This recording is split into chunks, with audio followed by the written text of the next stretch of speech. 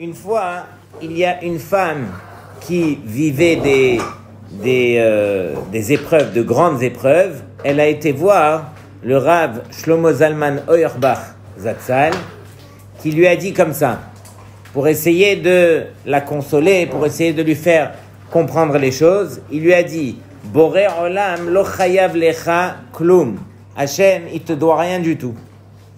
« Ach im timseri et nefesh la Hachem » mais si tu vas faire Mesirut Nefesh pour Hachem, Veta'asi lema'ano davar she'enecha hayevet, et que tu vas faire pour Hachem quelque chose que tu n'es pas hayevet, que tu n'es pas obligé, que tu vas faire de toi-même.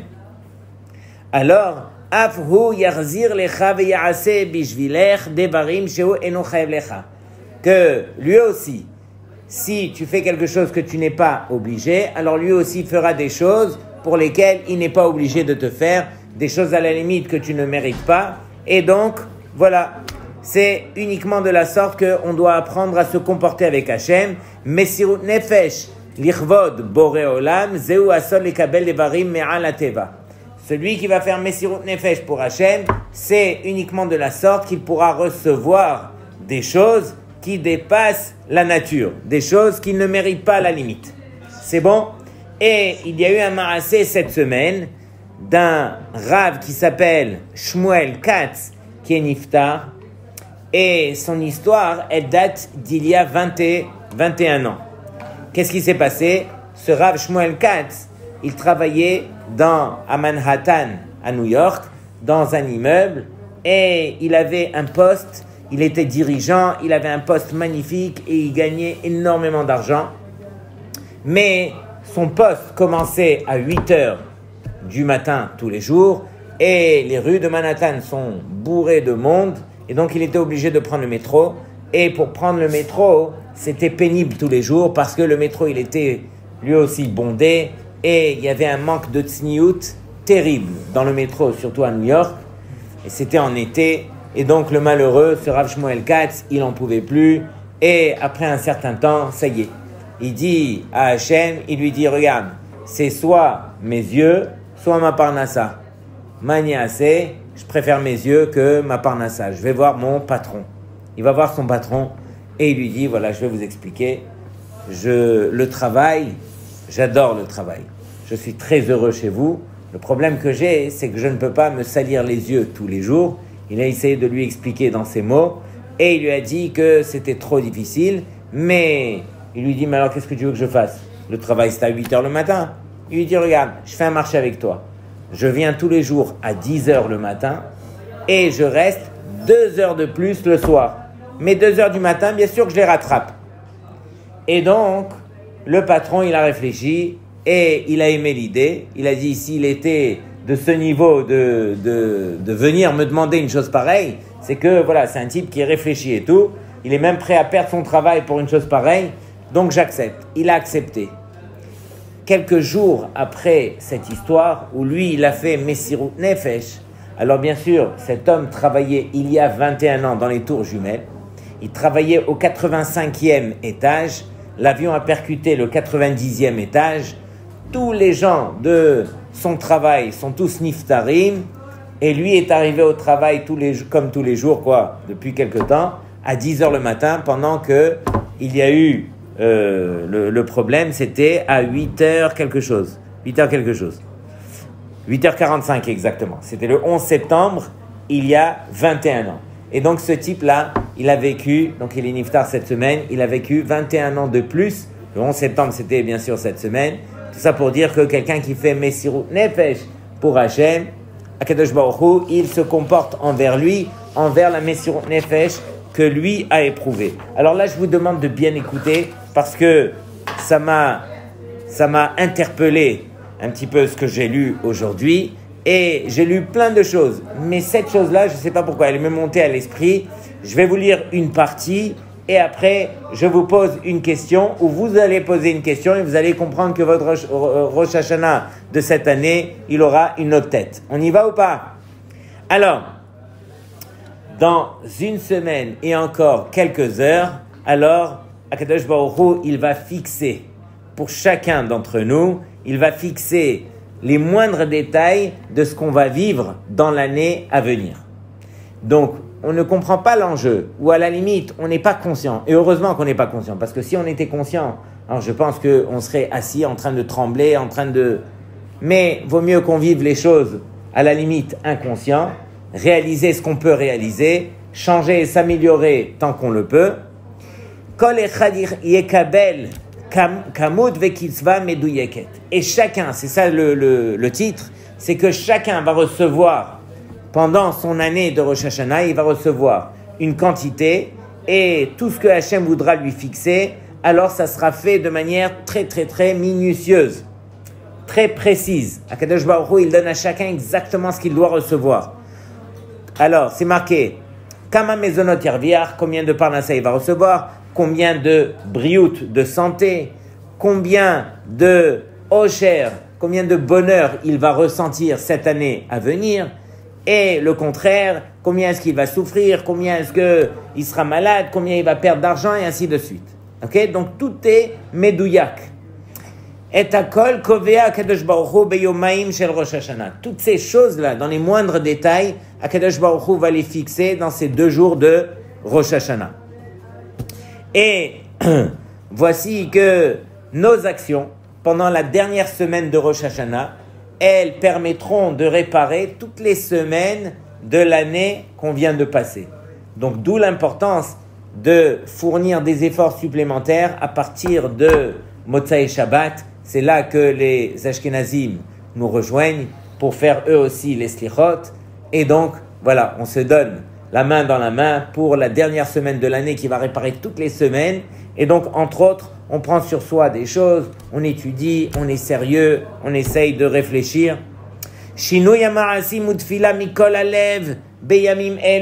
Donc, on essaye de changer, ne serait-ce que nos actions, plus de tfilotes. Alors, toutes ces choses-là pourront nous permettre d'arriver à recevoir plus de shalva, plus de bonheur, plus de sérénité pour toute l'année à venir. Et donc, quelqu'un qui est chacham, il va être mashkia, il va investir de sa personne, de son temps, pendant ces 2 journées-là de Rosh Hashanah, où, Behemet, il va essayer de ne pas perdre de temps, de faire le mieux qu'il puisse pendant ces 2 jours, pour s'investir, pour mériter une année à venir comme il n'a jamais eu. Et donc, la Gemara dans Ta'anit nous raconte une histoire, et c'est cette histoire que je voulais partager avec vous. Il y avait un Amora qui s'appelait Rabbi Mani. Et la Gemara nous dit que ce Rabbi Mani, il avait une Eshet Chayil, une femme, une tzadeket, avec énormément de Yirat Shamayim. Elle faisait tout pour son mari et pour sa maison, mais il lui manquait une seule chose. La Gemara nous dit qu'elle était mechoeret, elle était laide.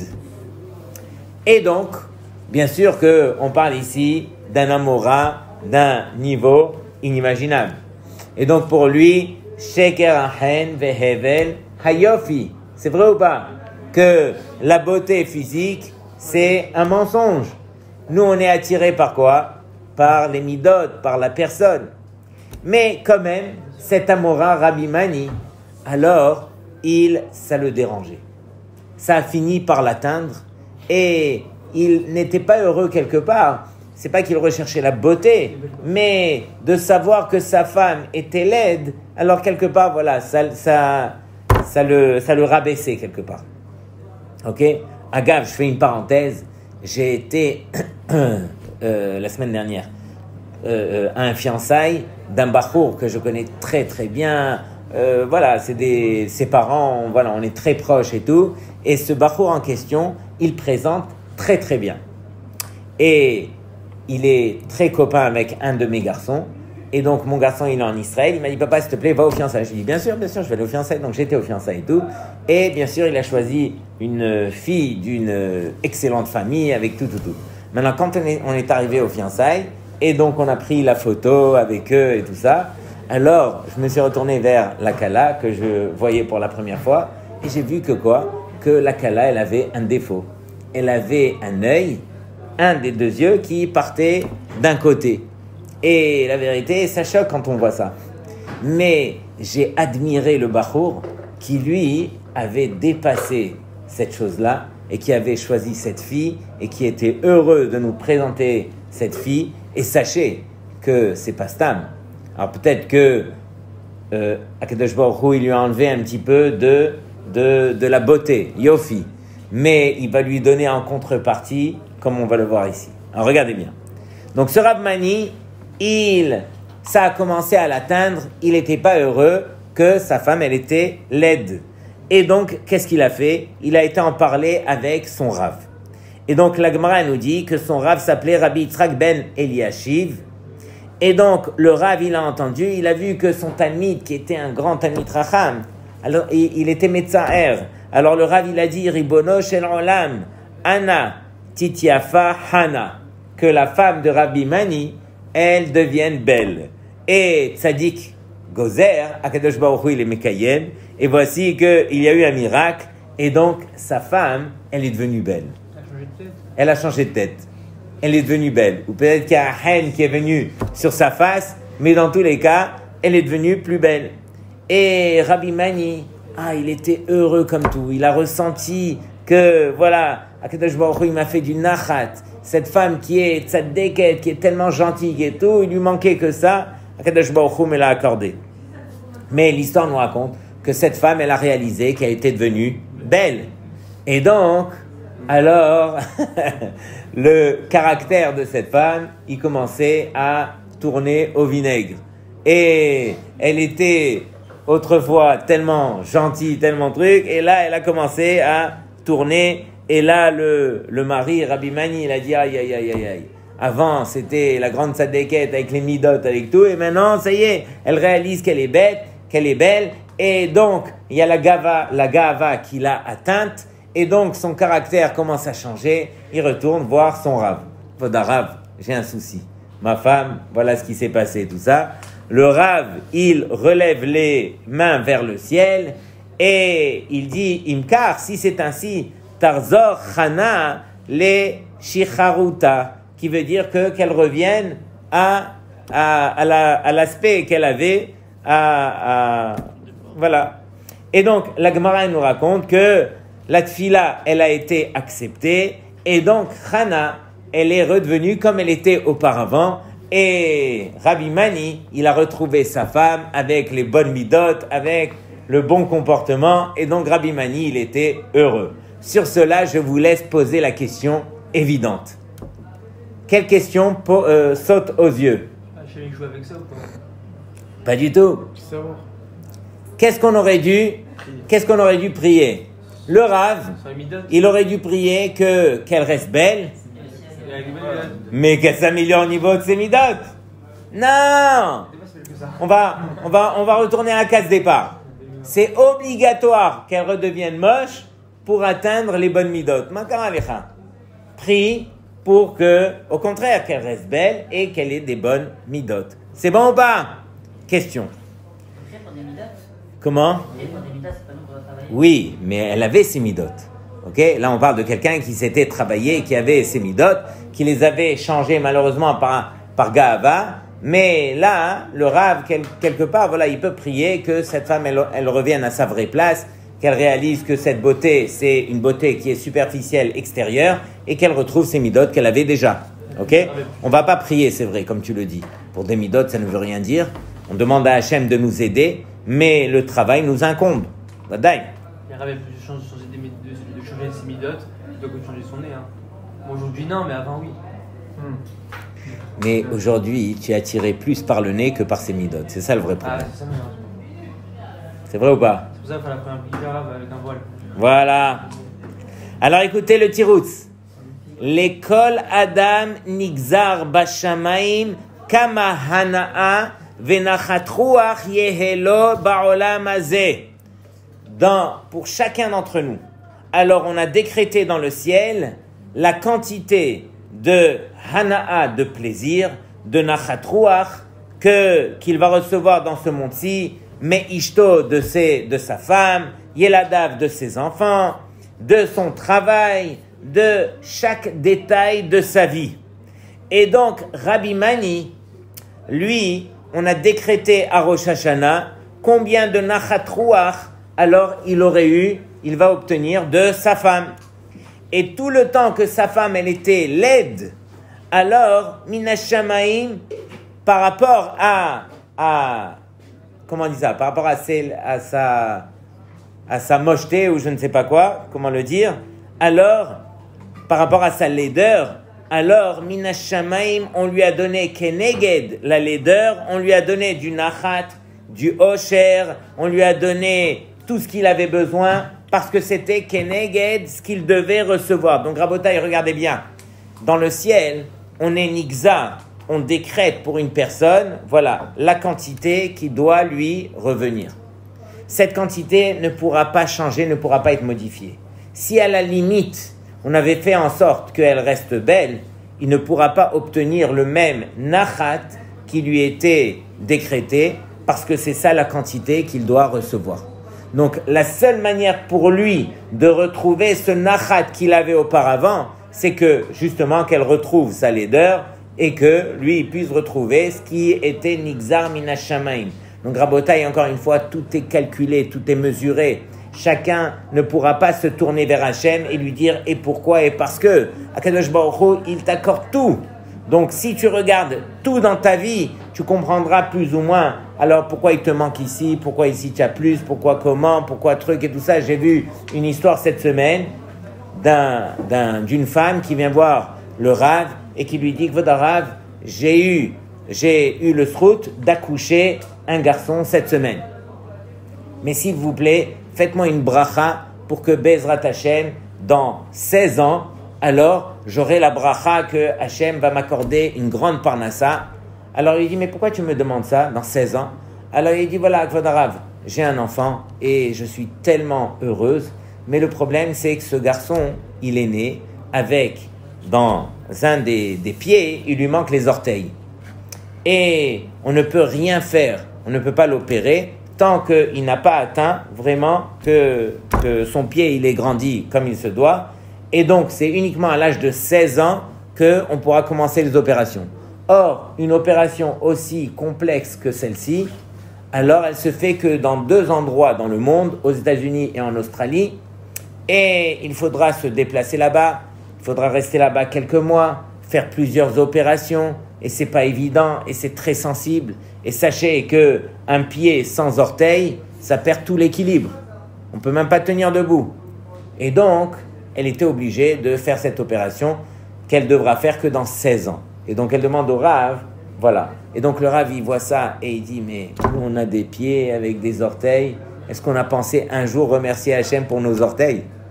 Nous, on a tout et on dit à Hachem et le reste, on regarde que ce qu'il nous manque. Mais ce qu'on a déjà, combien on se doit d'être reconnaissant. Regardez ne serait-ce que le Shevi'i dans la paracha de cette semaine, paracha Kitavo. Je vous laisse le voir et vous allez voir combien Moshe Rabbeinu, il dit, regardez tout ce que Akadosh Baruch Hu vous a accordé pendant 40 ans dans le désert. 40 ans dans le désert, combien il nous a apporté, combien il nous a fait. Et nous, depuis qu'on est né, Akadosh Baruch Hu, il nous donne, il nous fait et trucs. Donc, on se doit de se dire, ça y est, je vais garder ma place. Tout ce que Hachem, il a été gozer, il a décrété sur moi, c'est ça ce que je dois recevoir. Maintenant, écoutez bien.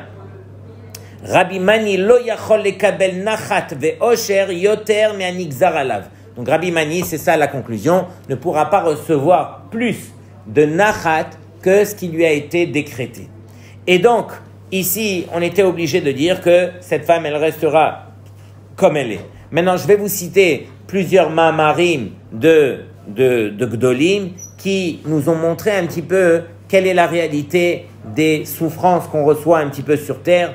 Vehine, le Stapler, il dit comme ça, Vehine behemet kol menat ha'yisurim ve'hasevel. Toutes les raisons des souffrances qu'on va recevoir sur terre, ha'oneg ve'ha'osher b'chaim, que ça soit les plaisirs et les bonheurs de la vie, hakol nigzar ala adam min hashamaim berosh hashana. Tout ça a été décrété sur l'homme le jour de Rosh Hashanah. Ve'en shum efsharut leishtamet mehem ou leishanotam. Impossible de les esquiver ou bien de les changer. De même, il y a un autre tzaddik qui s'appelait Rabbi Shlomo Mizavil. Il dit comme ça. Al kol davar yesh cheshbon meduyak min hashamayim. Pour chaque chose, il y a un compte qui est très précis dans le ciel. Ve'im nif'amim it'aneg ha'adam yoter meha medina sheniksavlo. Et si toutefois un homme va profiter un peu plus de ce qu'on lui a fixé, yuchach leitzta'er kenegdo me'at. Il sera obligé de souffrir par rapport à ce qu'il a profité un petit peu. Omnam habechira biyada adam neachnis kol hatircha ve'amalo bikdusha. Mais bien sûr, ici, l'homme peut décider de faire entrer un peu plus de souffrance pour la kedusha, pour se rapprocher d'Hachem. Veyetse basé xerat amakom. Et par cela, alors il enlèvera les souffrances que Hachem a voulu lui mettre. Plus que cela, c'est marqué que, ça c'est Rav Elimelech Biderman qui dit comme ça, Adam HaShomer al Kedushat Enav, un homme qui fait attention à la Kedusha de ses yeux. O Isha Shomeret al Tzniuta, ou bien une femme qui fait attention à sa Tzniut, Mevatrim Kaviachol al Ha'ana'a Regaim Beisur. Qu'est-ce qu'ils vont faire ces gens-là? Pendant un instant, ils vont être mévatères sur le plaisir ponctuel qu'ils vont avoir que de regarder quelque chose qui est interdit. Quand on regarde quelque chose d'interdit, alors c'est un plaisir. On va s'empêcher de prendre ce plaisir. Qu'est-ce qu'il y aura dans le ciel? Alors, Ach minash shamayim, yitenu lahem keneged hana'a beheter.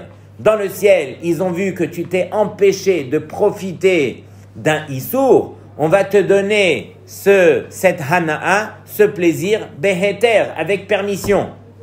Beoto erech ve'echut, avec exactement la même mesure. Imagine, tu as fermé les yeux devant Miss Monde. Ah, tu aurais profité à ce moment-là. Eh bien, keneged, exactement par rapport au plaisir que tu aurais eu, on va t'accorder un plaisir qui est permis, kasher, avec le tampon du badatz. Ki hana'a shenigzera ala adam hu yekabel, parce que c'est uniquement le plaisir qui a été fixé sur l'homme, c'est ça ce qu'il devra recevoir. Et la shekol echad meitanu machlit im yekabel hana'a beheter ou beisur. Mais le ikar, c'est que chacun d'entre nous, alors c'est à nous de décider quel plaisir on veut choisir. Est-ce qu'on veut choisir le plaisir qui est interdit ou bien le plaisir qui est permis? Rabotai, Hachem ne va rien nous enlever, au contraire. On devrait marcher dans la rue avec les yeux à terre, c'est évident. Et ne pensez pas qu'il va vous manquer quoi que ce soit, parce que Akadosh Baruch Hu, il a fixé que vous allez recevoir de la hana'a, et cette hana'a, vous allez la recevoir beheter. Ou lefer. Et le contraire, hana'a shetir tefenu beisur, la hana'a qu'il va arracher avec interdit, comme par exemple du lashon hara, ou bien quelque chose qui est interdit de manger, ou c'est pas sûr, ou on sait pas exactement, ou voilà, on fait semblant. Hare sheifsadnu hana'a keneged bikdusha. De même, on a perdu un plaisir qu'on aurait pu prendre par la kedusha. Donc le but pour nous, c'est de grandir en kedusha. Or, quelqu'un qui a voulu prendre dans le côté du contraire, alors ne pourra pas grandir mitzad kedusha. Ata'amel ou mityagea be shiur Torah, yoredu lecha amal betza'ar me'achaim. Écoutez bien, ça c'est la phrase qu'on va essayer de garder pour ce soir. Quelqu'un qui va mettre son labeur, ses efforts dans l'étude de la Torah, pour comprendre l'étude de la Torah, pour arriver à l'heure, pour étudier Behatmada. Hatmada, c'est quoi? C'est s'asseoir et ne pas bouger. Et continuellement lire, ne pas perdre une seconde, être investi, essayer de comprendre. Essayer de comprendre, il y a plusieurs niveaux. On a compris comme ça, on va essayer de creuser encore plus. On va ouvrir d'autres livres, on va vérifier, on va répéter. Quand on a mis le labeur, quand on a choisi de mettre le labeur dans la Torah, Akadosh Baruch Hu, alors il nous épargne le labeur de la vie, le labeur de la parnassa et de tous les problèmes. C'est marqué dans le Pirkei Avot, ça vous le connaissez, que Hamekabel alatzmo ol Torah, celui qui prend sur lui ol Torah, ma'avirin mimenu ol malchut ve'ol derech eretz. Tout celui qui prend sur lui le joug de la Torah, on enlève de sur lui ol malchut ve'ol derech eretz. J'avais rencontré une fois un bachour. Et ce bachour, lui, il était venu à la yeshiva pendant une période et il a vraiment kiffé la Torah. Et ça y est, il m'a dit, moi, je suis venu en Israël, j'étais pas religieux, mais comme j'ai fait ma aliyah, donc ils vont m'appeler bientôt pour faire l'armée, mais la vérité, je veux plus aller à l'armée. Ça y est, je regrette tout ça, oublie ma aliyah, si je pouvais enlever mes papiers, je l'aurais fait, moi je veux rester à la yeshiva. Et voici que arrive proche de la date, et finalement, on lui dit, tu es obligé d'aller. Ah, je suis obligé, je vais aller voir un des Gdolim. Il est parti voir, à l'époque, c'était Rab Ben Zion Abba Shaul, Zatzal. Et Rab Ben Zion, il lui a dit, mon fils, Kol amekabel alav ol Torah, ma'avirin mimenu ol malchut ol derech eretz. Cette Mishnah dans Pirkei Avot. Et donc, lui, il dit, mais je suis mekabel ol Torah. Qu'est-ce que le Rav m'a dit? Bekitsour, il retourne à la yeshiva, il étudie, il lui reste 3 jours avant d'aller à l'armée, et donc pendant ces 3 jours, il prend sur lui Ol Torah comme il se doit. Il prie à Hachem, il demande et tout. Arrive le jour, alors on lui donne son uniforme, il met l'uniforme.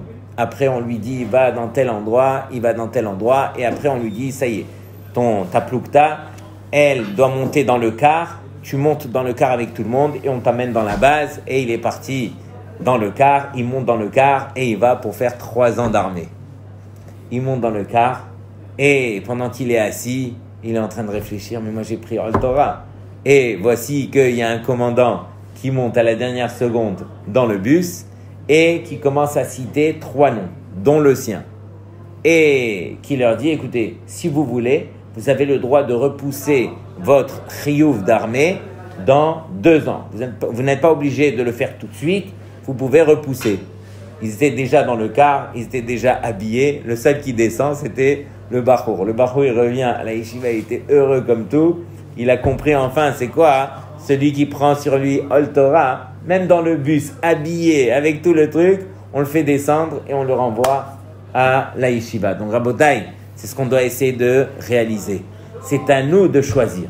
Dans quoi on va mettre les efforts, dans quoi on va remercier Hachem, dans quoi on va réaliser un petit peu toutes les xérotes que Akadosh Baruch Hu, il met dans notre vie et combien c'est pour notre bien, mais à nous de choisir de le recevoir beheter et non pas d'aller courir vers le issour et non pas d'aller chercher uniquement les choses qui à nos yeux vont manquer et réaliser toutes les choses qu'Akadosh Baruch Hu il fait pour nous.